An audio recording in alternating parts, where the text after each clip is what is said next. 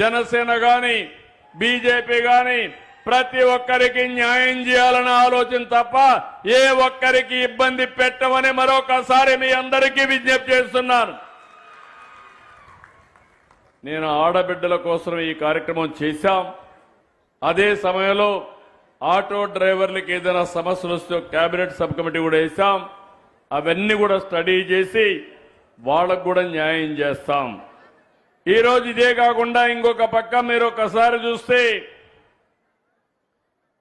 అనేక కార్యక్రమాలు ఆడబిడ్డలకు చేశాం.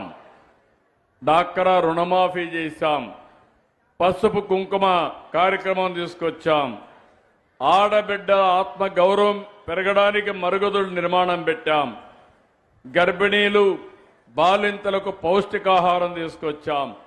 బేబీ కిట్లు ఇచ్చాం. తల్లి బిడ్డ ఎక్స్ప్రెస్ పెట్టాం. ఇలాంటి కార్యక్రమాలు చాలా కార్యక్రమాలు చేశాం.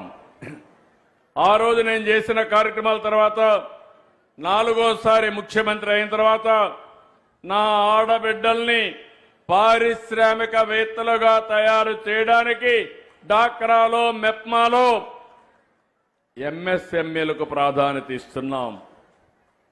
అంతేకాదు రాబోయే రోజుల్లో 1,00,000 మంది డాక్రా సంఘాల్లో మెప్మా సంఘాల్లో పారిశ్రామికవేత్తలుగా తయారు చేసి ఒక శక్తివంతమైన మహిళా శక్తిగా తయారు చేస్తాం. నేను ముందే మీకు చెప్పాను, ఒకప్పుడు రాష్ట్రంలో నేను కూడా చాలా బాధపడ్డాను. ఒక పక్క గంజాయి, ఒక పక్క డ్రగ్లు. దీంతో ఎవడైనా డ్రగ్ తీసుకున్న వాడికి, గంజాయి తాగిన వాడికి తల్లి భార్యకు వ్యత్యాసం తెలియదు. అలాంటి అగత్యాలు చూశాం. ఈరోజు ఈగలనే వ్యవస్థను పెట్టి రాష్ట్రంలో గంజాయిని వీలైనంత వరకు నిర్మూలించాం. ఒకటే హామీ ఇస్తున్నా, ఎవడైనా సరే గంజాయి అమ్మినా డ్రగ్స్ అమ్మినా అదే చివరి రోజు వారికి మరొక్కసారి హెచ్చరిస్తున్నా. మా ఆడబిడ్డలందరికీ హామీ ఇస్తున్నా, ఎవరైనా మీ జోలుకొస్తే నేను అందులో బాధితుడిని. ఆడబిడ్డలు అవమానం చేసినప్పుడు ఇంట్లో వాళ్ళు ఏ విధంగా బాధపడతారో చూశా. మా మిత్రుడు పవన్ కళ్యాణ్ గారు కూడా ఆ బాధ అనుభవించాం. ఇవి తెలిసిన వ్యక్తులం. అందుకే ఏ ఆడబిడ్డ క్యారెక్టర్ అసాసినేషన్ కింద అవమానం చేసే పరిస్థితి ఎవడొచ్చినా సోషల్ మీడియాలో గాని ఎక్కడ చేసినా వదిలిపెట్టనని మరొక్కసారి హెచ్చరిస్తున్నా. నేను అడుగుతున్నా ఇక్కడే మిమ్మల్ని అందరినీ, ముందుకి ఇప్పటికీ పరిస్థితులు మారాయా లేదా అని అడుగుతున్నా. మారాయంటే చేతుల పైకి చెప్పండి, మారాయా లేదా? మీలో ధైర్యం వచ్చిందా లేదా? అందుకే వాళ్ళని ఒకటేసారి హెచ్చరిస్తున్నా, తమాషా అనుకోవద్దండి. ఇక్కడ ఎన్డీఏ ప్రభుత్వం ఉంది. తెలుగుదేశం, జనసేన, బీజేపీ కలిసి ఉన్నాం.